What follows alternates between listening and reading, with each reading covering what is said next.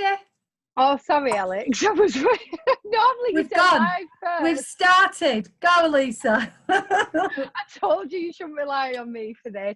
Welcome everybody to our midweek special. It's very late for us all today, isn't it? And 8:30. I don't think we've done one this late before. We're really excited tonight because I've been dying to get Pippa onto one of the sober sessions. So I'm really, really excited to have you here, Pippa. For anybody that doesn't know, you are Mum on Fire on Instagram, is that right? Yeah, that's right.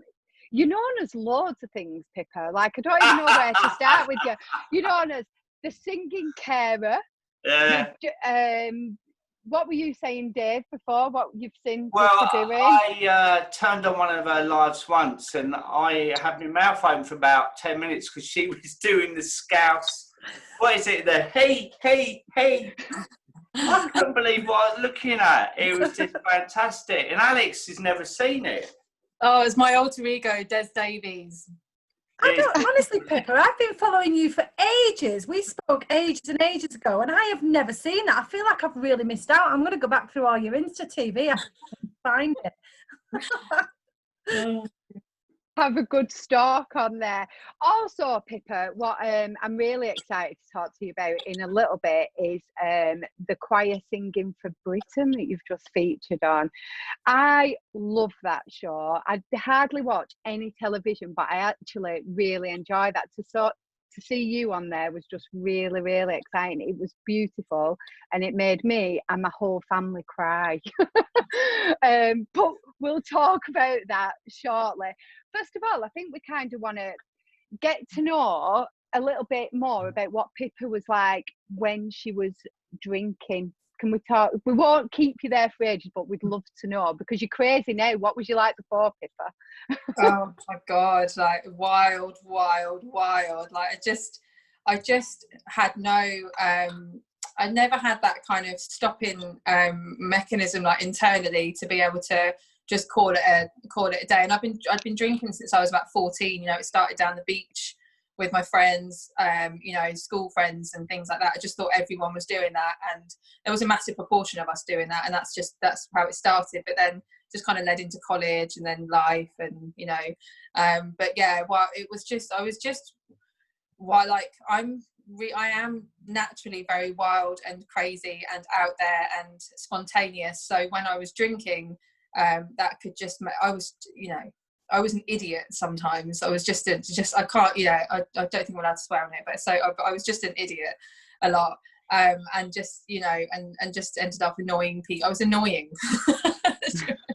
I think all drunk people are really annoying. Really annoying. And I know that William agrees with me on that. Yeah, big time. Yeah.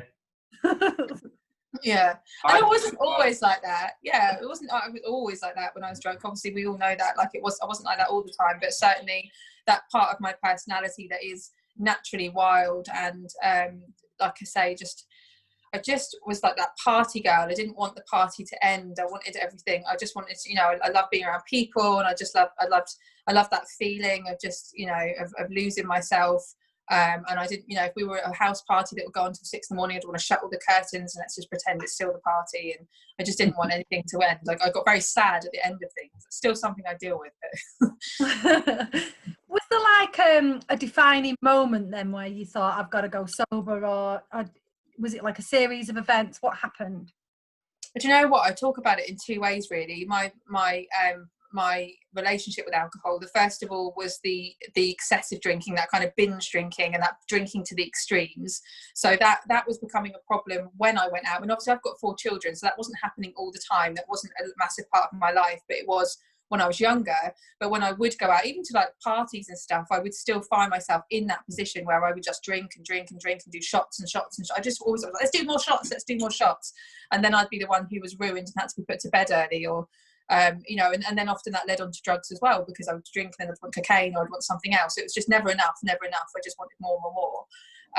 But then the other side of it was that whole kind of like mummy wine culture thing. So the frequency of I'd say like my normal drinking, like during the week, you know, I'd drink. Bear with me 2 seconds. My son's trying to get in. You're gonna have to go around the back. It's like the door's never locked and it's suddenly locked. He's like, I can't get in, I'm sorry. It's fuming. It's 15, he's got to walk a bit further. But yeah, the other side of it was that the frequency of my drinking during the week, and that was the biggest thing that I had the problem with, because I wasn't going out and drinking excessively all the time, because I have a very, very busy life, but it was the frequency of that whole kind of mummy wine culture that I'd found myself in, and that was going on for honestly for like 10 years, where I was just drinking a bottle of wine, a bottle of half a wine, and obviously you're able to then do that more and more and more, because your body just gets used to it. So I was drinking sometimes like 5 nights a week. It could probably even sometimes 7 nights a week. I don't know anymore. But I would just feel achy and rubbish, and I'd worry about getting cancer and all these ridiculous things. And what was happening on a daily basis is I'd wake up at 4 o'clock in the morning feeling really rubbish, not necessarily feeling hungover, because my body was just used to it. I thought I wasn't hungover. Now I look back at how I felt then, and I'm like, God, you were just permanently hungover. Like, you had this perma hangover for years.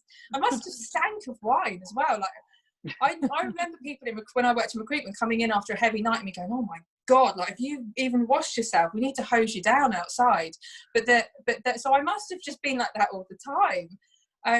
But yeah, that whole kind of waking up at 4 o'clock in the morning, justifying to myself why I was a good person and it was okay, and let's do some affirmations and make yourself feel better, and go for a run today, and you can like balance yourself out, and which I now know is the most ridiculous thing, because my body was so dehydrated.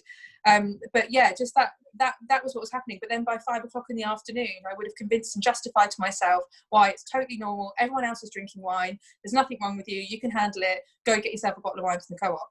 And that was happening so often, and that's what I was exhausted with.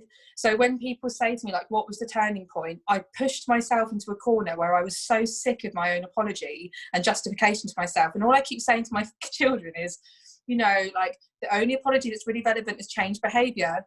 And then there was me just going like every day like this, it was so exhausting in my mind, that going back and forth and back and forth and back and forth, and then I'd kind of annoyed people.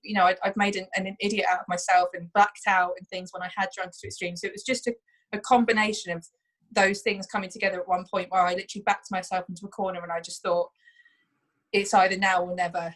You either just you've done enough drinking in your however many years it was I've been drinking, that some people would have done in a lifetime, enough now, So that's where it really got to. So you've just touched upon your parenting then. It's something that we'd like to discuss with you in a bit more depth, because honestly, Pippa, I know I said this earlier on that little live that me and Lisa did, but you are like the epitome of super mum in my eyes. Like, during lockdown, what other mum coats their staircase in packaging so that the kids can sled down it on duvets? How amazing. Like, it must be so. I wish my mum was you, and I know that's a biological but like, you are the most fun mum I have ever seen. So how was first of all, like, what do you do with your kids because you constantly do something, and second of all, how has your parents changed? Yeah, it has changed massively, and I think that was another reason as well. Like, now, like, I've got 4 children, and thankfully 3 of them don't even know they don't know about me drinking, but I massively talk about the fact that I'm sober, and I talk about it all the time. I celebrate my 2 guys, I'm 2 years sober today, I share that with absolute pride and no shame anymore. It's taken a while to work through that. But because I've made some really bad choices as a parent, as a drinking parent, and I'm not ashamed to admit that now. Like, I would drink drive with my kids in the car after too much wine. I was way over the limit. I felt fine, but I wasn't.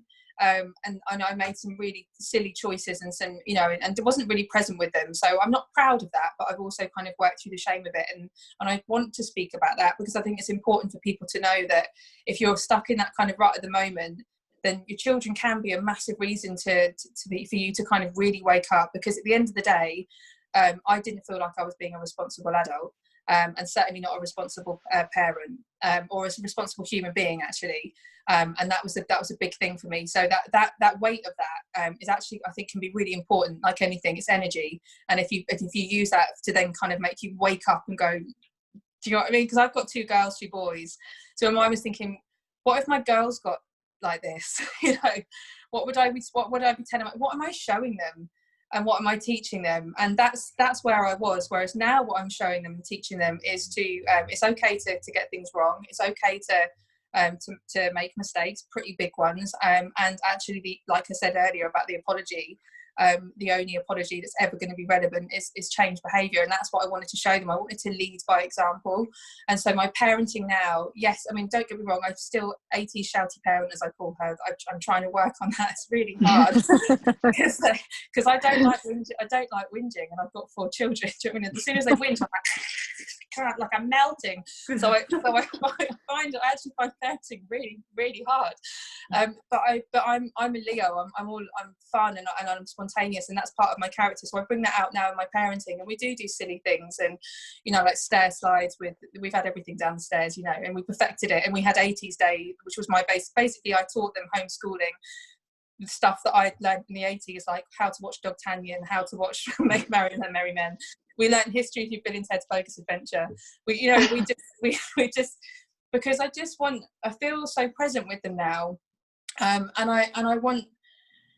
that's what I'm really glad that they're benefiting from me so much more as a parent.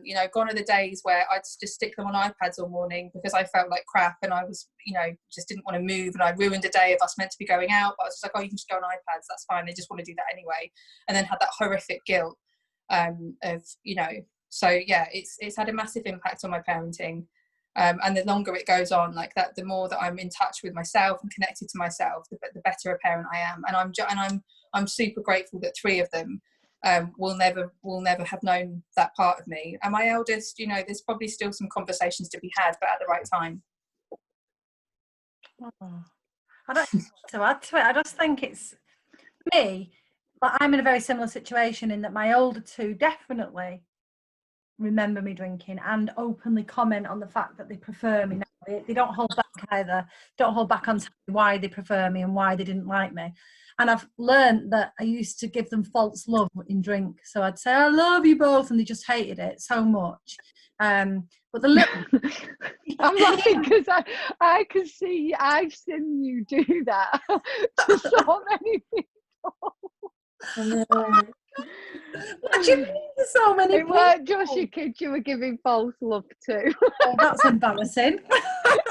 I posted Katrine, the girl in the bottles thing the other day. There's one of her, and she quite openly talks about her mum and the journey of her upbringing with an alcoholic mum. And one of her posts is drawn a glass, and she's behind the glass, and there's these big lips going, oh, I love you, darling. Yeah, and that's how I was, I think. Yeah, but that's all she. Apart from the big lips, because I haven't got a top lip. Anyway, that's another story. Gosh, she's hiding him. Sorry, darling. No, but yeah, she openly talks about that. And when with Emma's triplets and that, they were 8 years old when I gave up, and we have open discussions now about drinking, and they say, I'm not going to drink when I'm older. And the other one, Ella, she's a right character. She said, well, I might do, but I'm not going to drink too much. Yeah, righto. But the fact is that we're young enough to know about it, but old enough now to sort of be aware of my sobriety. And it's we have conversations about it quite a lot, and I think it's important. Yeah, I do as well. And I think like Finley and I haven't, he's my eldest, we haven't had, there's some things I want to say, but and there are, I believe, some conversations to be had, but I don't want to push him into that because he's a 15-year-old boy. It's embarrassing me talking about anything that's important, but there's definitely some. But I know that he prefers this version of me, because he saw me in some states and some stuff that And again, I've worked through that. I used to say that, and it used to literally eat me up inside. But I've made peace with myself as I was back then. Because if I couldn't do that, then I couldn't be, who I am now. I think that takes a lot of work. And I didn't do a program or anything on the 12 steps. I just did that. I did that really with the kind of watching you guys and being connected with other people who shared a story and might say a snippet of something, and I just think, oh God, yeah, that's how I feel or I felt, and oh, that's okay, I'm not on my own. Yeah. Connection's massively important for that. If you're not doing, like you say, not doing a 12-step program, there is no right or wrong way of doing this, and there are no set rules, and we all have these hurdles, and they can come out of the blue, can't they? You know, you can just be quite happily plodding along in your sobriety, and then boom, something hits you and you think, oh my god, I would have had a drink then normally. How am I going to deal with this? It's new. What am I going to do? So I think that working through them, that's all you can do, isn't it? It's just work through the drink and look to someone else. Exactly. It's so interesting you're saying about the feeling, because I just thought about that today actually, because like in the last 2 years I felt like complete utter heartache, and I've never felt like that for I don't know if I've ever felt like it ever, because I'd been masking stuff for so long, and obviously you cry and you drown your sorrows, or that's what you think you were doing, and you cry and you think you're feeling. But now, like when I feel stuff, and it's like it physically hurts, like it, or if you physically feel it, and as much as that might be, it's like this whole bittersweet paradox that yes, it hurts, and it might feel painful, and it makes you feel sad, it's such a deep feeling, but at the same time it is the most beautiful feeling in the world, and it's really hard to explain that to some people, because I just think it makes me feel alive. Like I know that I'm feeling, and I know that I'm connected with myself, and I know that I'm alive, and so as much as it might really hurt, at the same time I just have this this overwhelming gratitude for the fact that I can actually feel everything, so that I can move on from it. Because I think sometimes we just like the drinking or drugs or sex or whatever it might be, it surrounding addiction, where you're kind of escaping to somewhere else because you don't want to deal with this feeling or feel this feeling because it really hurts, means that you just prolong it, and it just goes on. It's like this thing that keeps coming back and back and back and back. So if you don't actually just face it head on, then, and that, yeah, that's that. I think for me, that is one of the best blessings. That is basically, it's kind of like I say, bittersweet, but it's the biggest blessing of being sober. What do you think about that in early sobriety? You know, because when it comes, I don't really know how to word this very well. When those feelings hit you in the first early days, they're the most likely times that you would give in. They're the times you would most likely give in. So like there'll be people watching who in the early days who are feeling like desperate sadness that they've never felt before. Like, do you have strategies, or did you have strategies for overcoming that to make you not pick up that drink? Or is it just, you know? It's so hard, you know, it's a really hard fight, because a lot of people ask me this question. I find it really difficult to answer where it will actually give somebody help, because I personally, for me, I tried to give up alcohol, and I'd had a kind of period of 2 months and 6 months or something, you know, and then gone right back into it, and even worse. And I had got to the point where it's the only way I can describe it, is I pushed myself into such a corner that there was no other option. So I didn't ever want to pick up a drink. Yeah. I was so over it. I was so over myself, and I felt like a fraud in my own life. I felt like a prisoner in my own skin. I felt like I wasn't really living the part. I was, oh, I'm really health and well-being, and I have this health and well-being business, and and I was just like, but I'm necking wine every night, and I'm a great mum, and I was just like, what is this? Who is this person?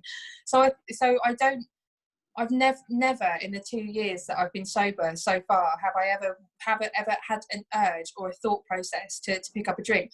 I've looked at wine before and thought, can I remember what that tastes like? Literally just bizarre things like, I remember that. Oh yeah, remember that burning feeling going down your throat. I remember that, and I literally just, and I embrace that really. So I'm not scared to do that, thinking that I might then suddenly want a drink, because I just like I say, it's almost like drinking alcohol is like me drinking cyanide or something. It's something I would never ever would cross my mind to do. And I know you can say, well, life might throw something in the future, and maybe it will, but the one thing that I would say is, like, my parents, they mean everything to me, and I'm, like everyone, probably worried about when will be the last time I see them. I cry about it a lot. Like, I could see my dad, and I'm like, oh my god, is that the last time I see you? It's like, for God's sake, do you know what I mean? I don't know, Dad, but one day it will, do you know what I mean? Because I feel all this feeling now, it's a big empath. But I think, and I thought, well, when something like that happens, it could be really horrific, because let's be honest, life is life and it happens. But no way in the world would I let that and be a reason that would be like the worst thing for, like losing a parent and then going, oh, well, that's the reason I'm now going to start drinking again. Like, how rude that to use that as an excuse. So I don't believe in my heart of hearts that anything would ever make me want to pick up a drink again, because 2 reasons. First of all, what's the point in having one drink? Why? It tastes like crap. it doesn't do anything. If I was going to drink, I was going to drink. So there's just no point in having one drink. People say to me, like, would you not just have one drink? Why? Yeah. For what reason? Why would there's nothing in that alcoholic drink that is good for me, but in this juice or this water there is. So I kind of just go with that one, if that's all right. And then, you know, like, there's nothing that alcohol can give me that I don't already have myself. Nothing, like, not confidence, courage, the ability to sing online and dress up as a man, you know, whatever. I didn't need any of, I didn't ever need, my mum used to say as a child, like, you don't need to drink to have fun. I was like, oh no, whatever, what do you know? You grew up in, where were you born, dummy? Do you know what I mean? Like, shut up while I raise your drinks cabinet and pour all your schnapps and things that have probably gone off in 1970 that are still in there, like Taboo, Mirage, everything. It was, honestly, whiskey, like Pernod, all of them. I'm telling you, like, everything that you ever kind of was sick on, my mum had in the cabinet, and I just put it all in a bottle, mixed it up, and then got drunk and you know, and passed out on the field in the you know what I mean? We've all done it, haven't we? Yeah. So there's nothing that I used to think that it gave me this confidence or made me this person that was, you know, like, oh, just look at Pippa, she's just so fun and like vibey. I was just like, no, I'm actually really fun and vibey anyway. I was going to say, you don't need a drink. Bloody hell. Did it take you a while to realise that though, Pippa? Like, or was it an instant, I've stopped drinking, oh my God, I'm still fun? Or did you kind of have to work at that a little bit to find? Yeah, definitely. I think I had to work at, because you kind of, you stop doing things that you normally do, like go to my friends who I drink with, or and you know, so my circles changed and what I was doing changed, and then I would spend time with people who are drinking, and all of my best friends, there's 8 of us, we're very, very close, and they all drink, and I really don't have a problem with that. They don't have a problem with, they love sober Pippa.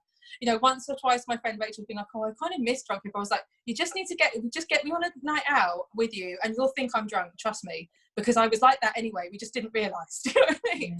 So we went on a boozy brunch with them last year, and I honestly felt so drunk, but I, you know, because it's like that, and people go, oh, it's just sounds so like ridiculous. I was like, no, trust me, there is a natural high that is way better than alcohol or cocaine or ease or ket or whatever you're going to bloody stick up your nose or inject into you.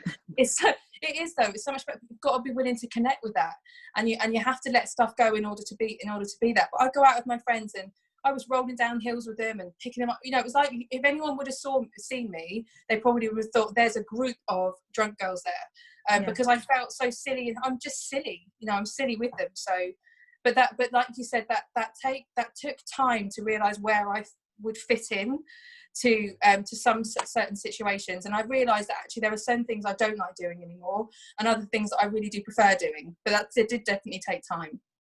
Yeah, I've got a question, Pippa. Yeah.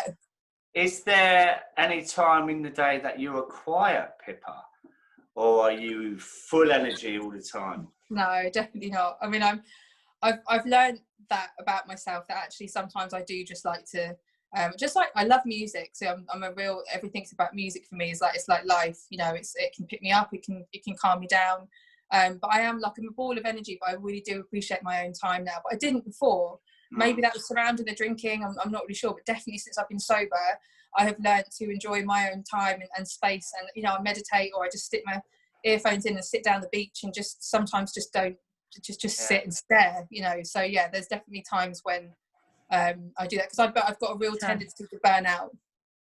Because you do a lot of running, don't you, as well? You do daily running, and like that must give you a lot of kind of reflection time anyway. Yeah, I love running. For me, it's like it's therapy. It's time for myself. I get really creative sometimes. Other times I just literally zone out and I listen to an audio, or I don't listen to anything. It's many different things for me. And I'm being fit and running is something that I was definitely not in my life, you know, a long time ago. I was still doing it whilst I was drinking, but never have it. No, I'm 39 next month, and I'm the fittest I've ever been. I climbed 6 mountains at the weekend, and I've never climbed a mountain before, so I had no idea what space. And part of me was like, I can run, but I can't climb. It's not really my thing. I don't know. And also, I was petrified of heights. And I mean that, like, from the bottom of my heart. Before Thursday, I was petrified of being up too tall, or the edge thing. I thought I could just throw myself off all the time. That whole kind of weird like irrational thought process. So when we got there on one Friday, and we went up this really big mountain called Helvellyn in the Lake District, and we had to scale this ridge, which I'd seen on a video. I was like, oh, we won't do that. That's the way we went up. I think we all got lost, and we were like, because we're called Get Fit for Mental Wellness, but at that point we would get lost for mental wellness. We were just like, no one knows where we are. Has anyone got a map? No. Like, it's just so really stupid.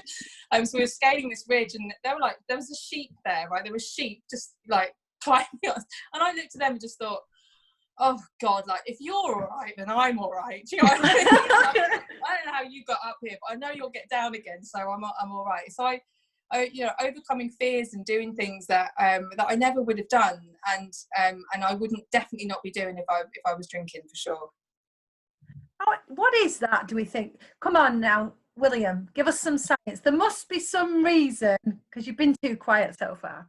There must be some reason that people kind of... 3 women. Yeah. kind of suddenly get this inspiration and this new joie de vivre. Oh, look at that, my French. And then, this, wow, this creativity. Like, what is it that is alcohol takes away that sobriety gives you or brings back? I think that's how we're designed to live as humans. That's what we're supposed to be like. That's just how we are when our brain chemistry is as it should be and we're feeling healthy. And I think that's the big thing for me. That's the message, that it's such a simple message, but people it takes so long to get it when you're drinking, is that sobriety is better than drinking. And I'm not talking about waking up with hangovers. I say it all the time. Being sober is better than even, that first drink with your mates when you go out for the evening, the thing that really draws people in, or that cold beer on the beach when you're on holiday. Being sober gives you all of that. It gives you the courage, the confidence, everything. I don't know honestly what it is, but it must be something to do like the brain chemistry, because you can't be happy if you're constantly messing around with your brain chemistry apart from anything else. And secondly, you can't be... So for me, I find physical fitness makes you feel confident. I remember my teachers at school years ago saying, I can't remember, it was some stupid saying about being fit of body and fit of mind or something, but I think it's true. If you're dragging yourself through life, half sedated or half hungover all the time, you just don't feel confident. You don't feel happy. You don't want to get out there and tackle life. It's just... Yeah. So what I want to know about the mental health side now. Yeah, I was just going to say that. Tell us about this Get Fit for Mental Health, because that at the weekend looked amazing. It looked hard work, but amazing. But can you tell us a little bit about the work that you do with them? Oh, do you know what? It's been, again, like when you think about blessings in life and how my life is kind of, where my life is going, because I had the courage to kind of to step into myself, really, my greatness by being sober. But so I reached out to Manuel, who he's Man Wellness on Instagram, and it's a bizarre thing, because I basically, the real story goes like this. I don't know how, but I was following a Tom Hardy fan page on Instagram. I don't know how. I'm not sure how that happened. One of the kids yeah, and he's sober. So I was following him, and then I saw this picture of this guy like kayaking with him called Mike Maisie, and I just thought, you just go, oh, he's cool, and I clicked on him, and then I followed him, and then he started talking about all this stuff for sobriety and doing great things in the world and helping people in prisons and stuff like that. And then he had a book out, and he invited me to his book launch, and then all of a sudden it was like, then Manuel was talking at his next book launch, and I was just like, who's that? And again, it was just like, who's that? Click, click, click, click. And then I watched Manuel share a story of him and his progression and what he'd done, and his his backstory and what he'd done to change that, and his 360 life. He'd become sober, and he created this charity, and it was called Get Fit for Mental Wellness, and they were doing this crazy thing up steps on a reservoir up north, and he'd started it for men, and it was all about like preventing suicide and helping people with their mental health. And as I heard him talking, I just felt like, I feel like I know you. I feel like I really do. Like, it's great, you can go on gut instinct so much better when you're sober, but because I do think there's definitely a spiritual link with clarity in the liver. So, but there was something about him. I just thought, I know I'm going to know you. So I just said, can we swap numbers? We spoke for an hour and a half on the phone, and everything that he said, I was just like, I just get this. I get this guy, and I get what he's doing, and I get what he's part of his vision. And I kind of like just connected with him, and I went up to the steps, and I sort of supported them from the scenes. And then I just remember one day just going, Manny, I want to be part of this. Like, what can I do? Can I start a group down the south? How can I be involved in the charity? And it kind of went from there. So, and so I've been doing that. I think I've been involved with them for like 6 months or something. I started a group down here, so we do like a walk and talk on a Sunday, and it's just about building a community where people feel like they're not alone and they've got somewhere where they can come and talk, or just not even talk. Sometimes it's about connection, as we know. And so that's what we started doing down here, and obviously then lockdown happened. But the other things that they do is they've created a program, which is something that we're really passionate about. That's what we were raising money for at the weekend. So the program is basically it's a mental wellness program that you're not going to get anywhere else, because you have something and you're not sure about yourself, or if you're feeling suicidal, you're not, if you're going through any kind of like mental health issues, sometimes you don't know either, like, because you can't get diagnosed. They're not able to cope with it on the NHS. So I remember years ago going and like with an eating disorder at 19 years old, and them telling me that unless I was suicidal, I'd have to wait for 6 months to be seen by somebody, and that hasn't really changed in that time frame. So unless you are literally trying to take your own life, and even then the support just isn't there. So what Manny wanted to do was create a program. So it's an 8-week program that we fund ourselves, that's cheaper than 6 months worth of antidepressants, by the way. And we fund and we put people on there, and it's about therapy, it's about nutrition, it's about learning about everything about you and what you've been through, addressing trauma, and then also giving you the tools and the skills and teaching them so that you are able to manage your mental health better in the future. So that's the program that we're running, another one on August, and that's what we do. But it's not, the program's amazing, but the other things that we do on a daily basis, like being someone that people can reach out to, like Manny did the hub. We do a hub every Wednesday evening at 7 on Instagram, and that's run by various other people, myself, like I'm an ambassador for the charity, where people can just drop in and check in with us and let us know what's going on. And there's so many people out there that need just to talk to somebody. And I watched Manny's earlier, and there was a lady who came on last week, and she just literally opened up so much about how she was feeling, things that she was going through, where she was in life at the time. She'd been self-harming, but she stopped self-harming like a month ago, because she happened upon Manny, read his story, watched him, and then it made her stop, just because he was courageous enough to share what he was going through and do what he was doing. So what we do and how we're impacting people is on so many different levels, and that's why I was, you can see now, like when I met him, and I was just like, it's weird with me, like we're kind of like the same people, but a male and female version of each other, which is really lovely. Like we've had completely different backgrounds, but we're in this place right here, right now, obviously living sober lives, but just having this inner passion to really help people and to make an impact, so that people are they feel like they know where they can go, and that they've got the tools and skills to be able to help themselves.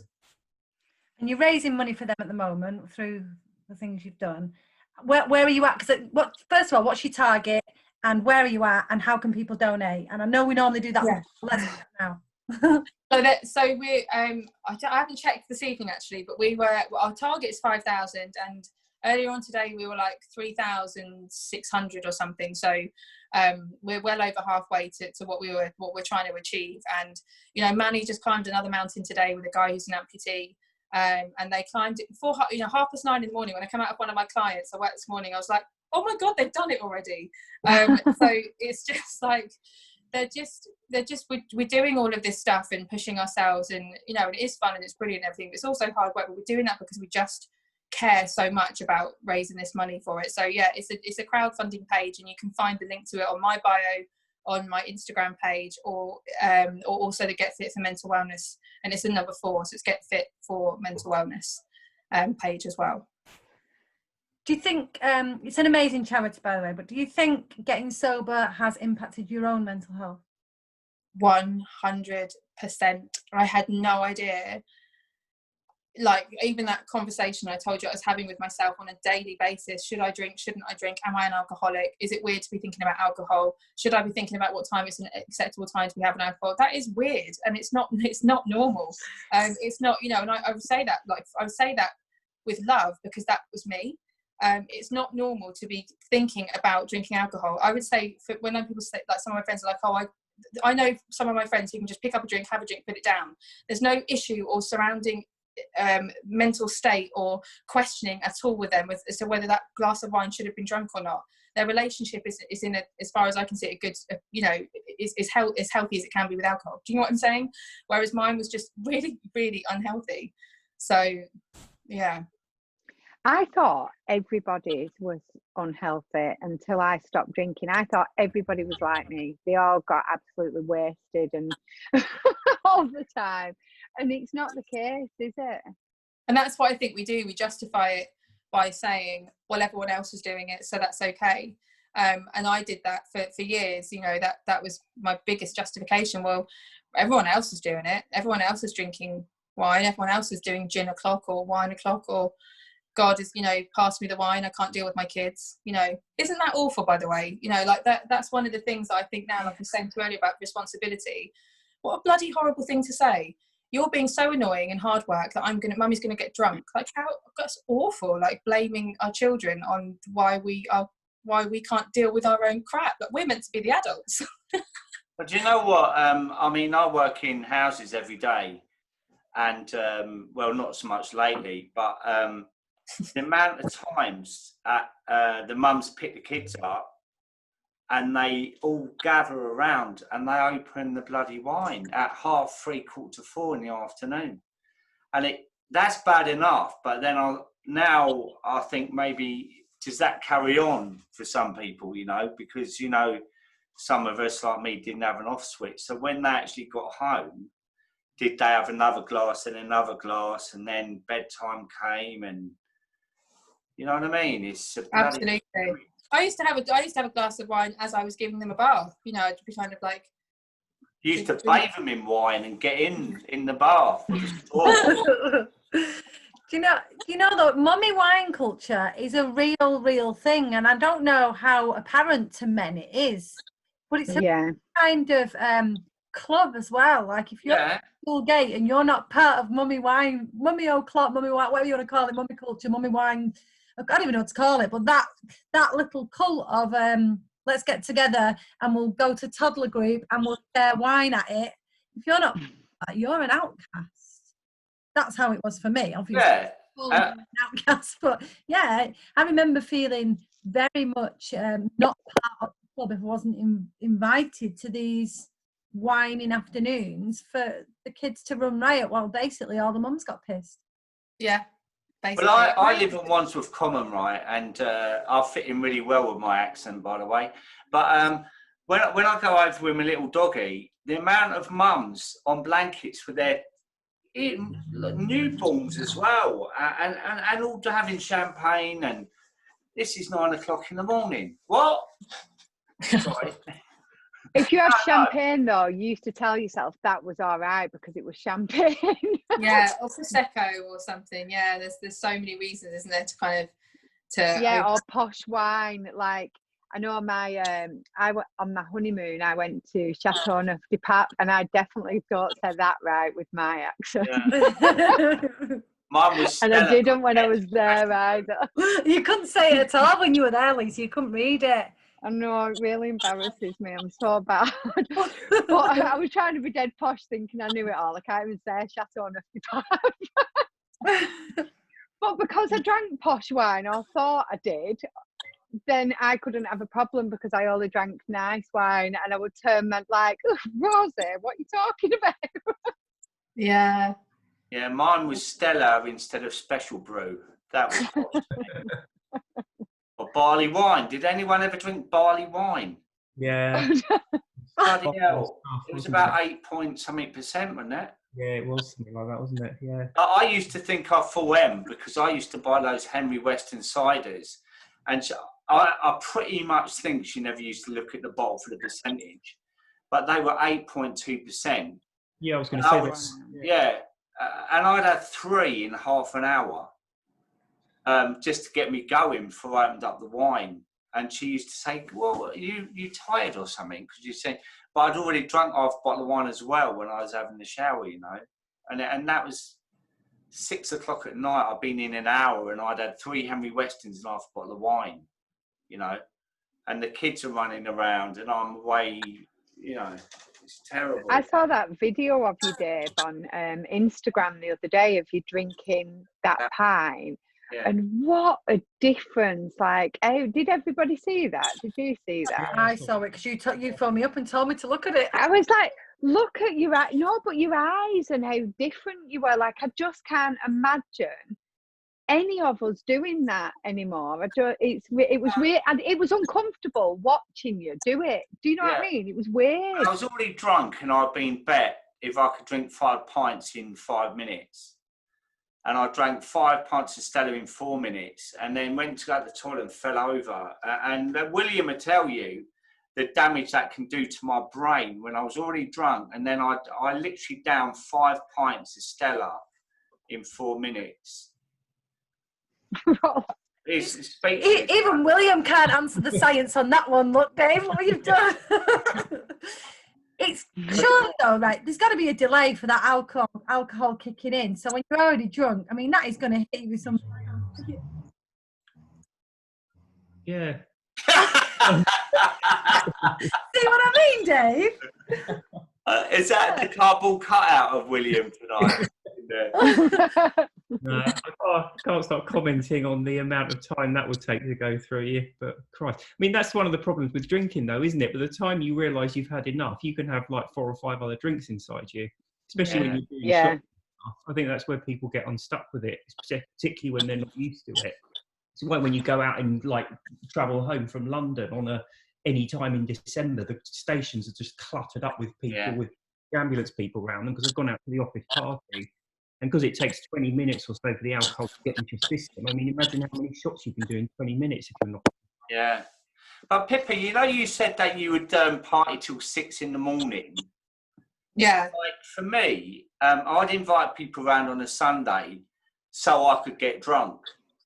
And I would be in bed by 7 o'clock because I was so drunk that, you know, William can explain that about the dopamine and that. I was so drunk that I couldn't keep my eyes open. So you say, oh, I might have a little lay down. And then obviously that was it. And I wake up at 2, 3 o'clock a.m. and everyone's had a wonderful evening and gone to bed. And I'm like, what the hell is this? Do you know what I mean? Did you used to go through the whole night like pacing yourself or... Well, that was like if I was going out, I guess, then it would have been drink and Coke then, so it wouldn't have just been alcohol. If I'd gone out, you know, specifically. But no, I would never have stayed up that late without help, basically, because obviously the alcohol would have just made, like you said, made me go to sleep. But then the amount of times that I've got so wasted that I've like missed out. My 30th birthday, I had a Shameless party. So remember the series Shameless? There was a pub opposite near me. It looks like the Jockey. So we got a sign and we put it up the Jockey, and we all went dressed up as as people from Shameless, basically. And I got really drunk. My family there at the beginning, and I got really drunk really quickly, and then did some MDMA or something. I can't even remember really. And I totally ruined my own party. I was back. You know, everyone came back to a house party. I went to bed because I was just absolutely smashed, and then just missed. It wasn't present at that time. It's just so annoying.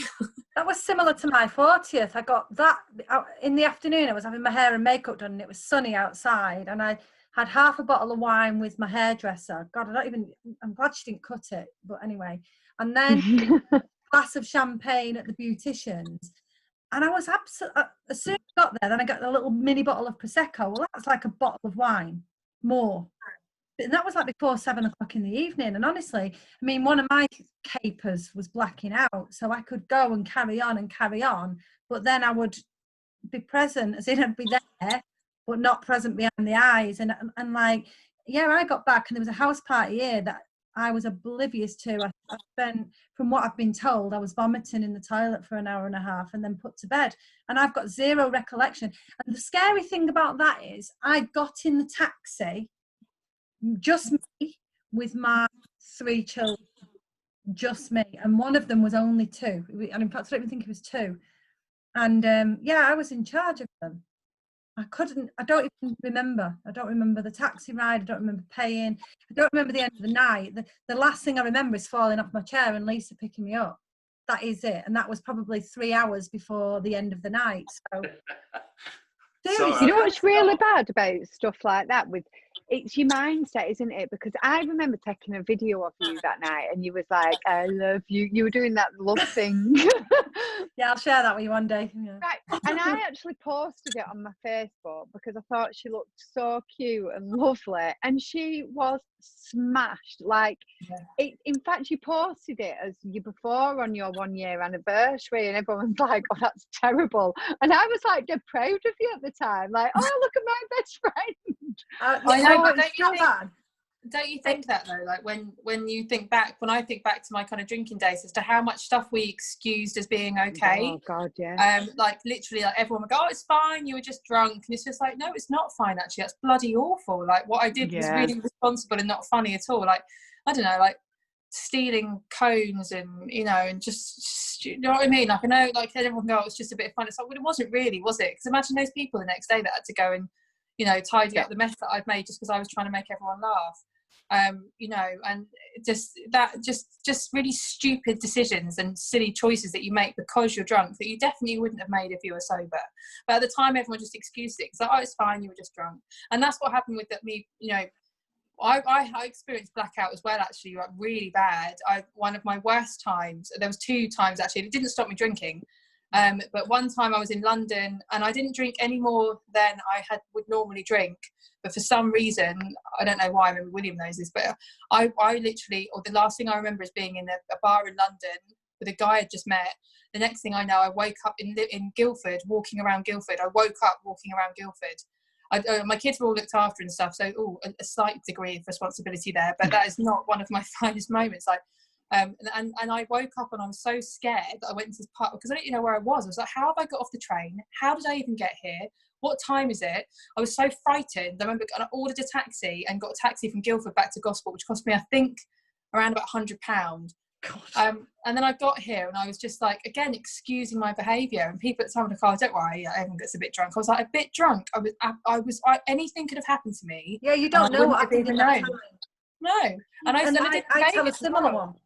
Yeah, Vegas as well. I'd be in Vegas. I'd go there for business, and I would, and I'd get back. I'd wake up in my hotel room. And it's really funny. I'm like a homing pigeon. I just find my way home. Really?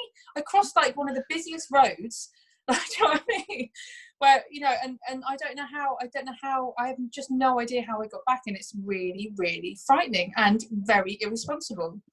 We talk about this all the time, don't we, Lisa? We say, these chunks still, and I think I'm right in saying that the problem with blackouts is it's not forgotten. It's memory never made. I think I'm right in saying that. It's memory never made in the first place. So you will never, ever reconnect the dots in those times. And that's horrible, isn't it? To think that actually you were the most out of control in your life.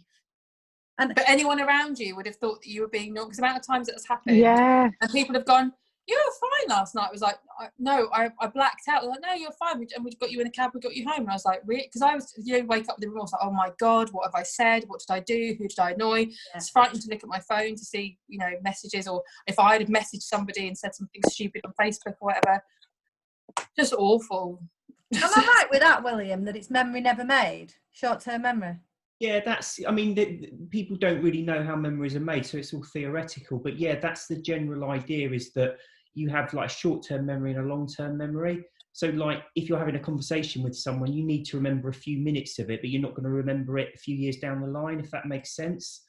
So what they think is that alcohol actually stops you laying down long-term memories, so that it can be this really weird thing where you can appear relatively sober and you're holding a conversation, all the rest of it, but it just doesn't connect to long-term memory. So you wake up the next day and you've got no idea. But it doesn't always follow that you were so smashed, you were all over the place. Like Pippa was just saying, your friends might look at you and think, actually, you were okay, you were maybe no more drunk than normal, but actually, yeah, those memories have just gone. Or equally, you could have been completely smashed and doing whatever. You have no way of knowing.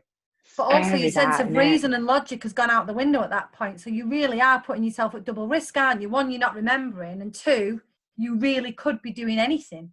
Yeah, that's it. And of course, the problem is with it as well. When you come out and wake up the next day, you've already got the withdrawal, the alcohol-induced anxiety, and it just makes it so much worse if you haven't got a clue what you did. because you're I heard automatically. that the next day when Em used to say to me two things. She would say, "Do you remember what you did last night?" And then immediately you're like, "What? What did I do?" And then the other thing was, right, so you're okay for later for 6 o'clock then? And it was, yeah, of course I am. Can I tell you a really manipulative thing that I did when I was about 19? I actually played the advantage. Right? I had a boyfriend. It was a boyfriend at the time that I was kind of seeing on the rebound, and I worked out after about 2 dates that it wasn't going to ever work out. But he was such a lovely guy. I didn't have the guts or the heart to break up with him. So I waited till he was absolutely smashed, and I made an arrangement to have a date with him the next day. And then he stood me up, and I thought to him, how Well, that's you've so done mean. your true colours now, Alex. Well, I was 19 and drunk, and I'm absolutely sharing it because it's just shameful. But you know, we're all about honesty on this thing, aren't we? Yeah, have paralytic with your kids. I am sorry, universe. I'm a horrible person. This is why she's my bestie. She's always got a plan. Have you all read Sarah Heppeler Blackout then? No. That if anyone watching has not read Sarah Heppeler Blackout, particularly if you're in the early days or you experienced blackouts, it's a really interesting book, and it's all about her story, but it's really good. Really good. Before we go, can you just tell us, Pippa, about, because obviously being sober has opened up loads of opportunities for you, and I am not going without talking about this choir. So please, can you just tell us a little bit about it? Is it still on catch up? Can people still watch it because they need to? I don't know, if I'm honest with you. I think it's still on catch up. I think. But I got in, it happened because of my silly, basically. So I was thinking, so this is what being sober's done for me. I think it's given me the courage and the confidence to go with what I think. So I thought it would be really funny to make a video of me doing George Michael's Faith, but to write a parody to it. It was going around in my mind for a little while, because I write poetry and what I used to, and now I do more. And so I wrote this parody of George Michael's Faith about the coronavirus, and I recorded it in one hit, and I just thought, do you know when you kind of just have that mindset of think, do, done, think about something, do it, and then it's done, and you can't then go back out. And I recorded it, and I stuck it on Facebook, and it went viral. It went there was 60, 70,000 people view it in a week. Wow. And so that happened, and then because of that, my dad was like, "Oh, you need to get it on the local news." So I just thought, "Oh, sod it." It comes from work, right? Anything in life comes from the work that you do. It doesn't. Things do happen, but often it's because you're putting yourself out there, especially with stuff like this. So I messaged that link to loads of the local news things, and like Meridian Tonight picked it up, and they featured it very briefly. And then the next day, I got a message from someone on a research thing for Gareth's show, which is probably not massively known because everyone else applied for it. There are 15,000 applications, but because I'd done it in my care worker uniform as like the singing carer, and they were looking for key workers, so they contacted me and just said, would you apply for this thing? I had no idea what it was. I had no idea what it was even when I had my first session with Gareth. I just kept saying yes. Yeah, oh, do you want to do an audition? I was like, oh, I've always wanted to do an audition. Yeah, I'll do an audition. What do I need to do? And I just, I didn't even know what to sing. I was like, oh, I'll just sing Madonna, and like, what? That is La Bonita, like my favourite karaoke song from the 80s. But I basically I got the gig, and I didn't really know. I don't watch a lot of telly, so I didn't really know much about Gareth. And I kind of heard him about the Military Wives, and I looked into him, and I just thought, well, he's the real deal. He's a proper singer song. He's a songwriter and a choir master. He'd be pretty cool to work with. And after that first session with him, we wrote a song in that first session, and I remember just thinking, if this was it, if this show was, then it's totally made my year. It was amazing. So yeah, and obviously then we got to interlink it with the people that I work with and people that I care for. So the whole thing happened very organically, but it was just, I just had the best time, and I felt so confident doing all of that stuff. I've never felt that confident in my own skin doing something that is, like singing that's going to go on national television, and things that belief that I didn't have in myself. But all of that 100% is because I choose to live a sober life, definitely. Can I just say though, just adding to what Lisa said, it was one of the most beautiful moments. I was like so fixed to it, and it was people watch it because I can't explain it, but their faces when you sang, oh God, it was just so... Well, we can just about see Pippa's face now. Look. I know, like it's getting really dark. I was just like, I don't want to move. We're all the same. Can I just ask before we go, Dave? Oh, sorry, go on. Do you want to ask something, Dave? Because I want to ask a really silly question and it's going to completely ruin the tone. Well, no, mine would probably do that as well. Oh, I just wanted to know if everybody's got a road cone story. I've got a road light story. I've got a road light story. Are we going to see this workout you do with the, what's his name? Oh, Des Davies. It was Dance with Des. I will probably do it again. Yeah, basically I went up north and had a trip up north and came back really inspired and was like, right, I'm going to bring out my alter ego. I did it for my friends, our annual Christmas Girls do many, many, many years ago. I just thought it'd be fun to be a games show sort of host, and that's where Des Davies came from. So he was like really cheesy, like all right, and so I just kind of did this alter ego. And then the thing is that I went so to town with it that I printed off pictures of me as Des Davies and signed them for them all. So when I finished my hosting that quiz, they all got a little. And one of my friends, Sarah, she kept it. I was like, I love that. Literally, I turned on your live and I was like, what the? Like, it was so excellent, honestly. It was brilliant. Right, I'll bring him back. Send us a message if you're going to do it again and we can all watch it. And, yeah, make sure we know. I want to see this, definitely. On your highlights or something so people can see it after, because it's fantastic. I will. You know what it is, Pippa? I just think you have this lovely, unique way about you that just makes people smile. It's just always a joy to watch you and listen to you and see you just smashing every single thing you do. And because of sobriety, it's just dead good, and I'm so glad we've had you on today. Oh, me too. Thank you. I literally take that into my heart. That means the world to me. It really does.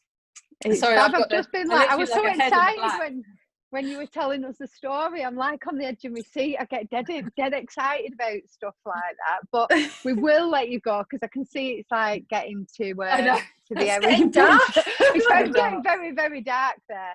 It does get dark in the south, although we do get the sun. I'm sorry, but we do. Oh, Dawn, I'm sick of seeing your sun and your plodding beach and your paddle boarding and nice skies. Yeah, well, it's all right. You're coming up north soon, aren't you? I'll see you at the steps where it'll be lashing it down. Oh, yeah, no doubt. The steps with you. Yeah, you two should come up for that, Dave and William. You should get in your cars and get all the way up that motorway and follow Pippa up.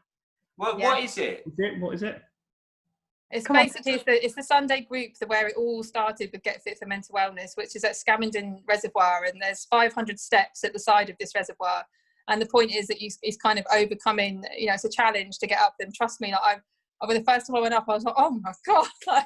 And, we did like 3 laps, but it's the point of the people, it's such a buzz. Like the people there are amazing. And you just hear so many different walks of life and people who are all different fitness levels who are just pushing themselves to get up those steps. And it's magical. And it's every Sunday at 9 o'clock. So I'm going up on the 9th of August, which is my birthday weekend, basically. So. Whoa. Fantastic. And that's where we're going to meet you there. We're going to meet you there, and I've got the Be Sober Manchester crew on board who were all like, yes, I'm coming.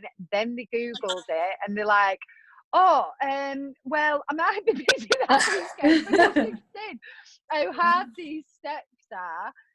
But Ben Robinson also said he might be coming. Yes. So I'll do it. Oh, and Manny, yeah, he'll love that. Manny would absolutely love that, and you guys will all. It's just so great to be connected with like-minded people, because the more that we do that, the more we can help. Right? That's the way I see it. So anyone watching this, it's in Huddersfield, is it? It's just kind of near Halifax, that kind of area. So Scamenden Reservoir, it's called. How far is that then, Halifax? For me, it's like 4.5 hours, but I'm staying up there the night before. So the day before, I'm going to climb 3 peaks in the Yorkshire Dales, and then I'll see you at the steps. Well, how about this? I will do it. Yes. Are you going to come, Dave? Yeah. Hey. I will. You, William.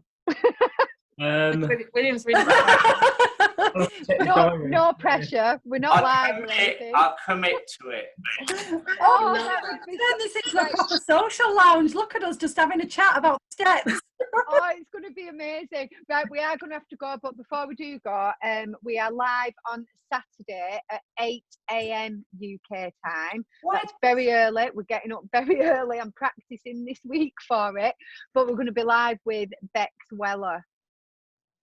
And that's our last session, guys. Yeah, Forever. Oh no. Forever and ever. Amen.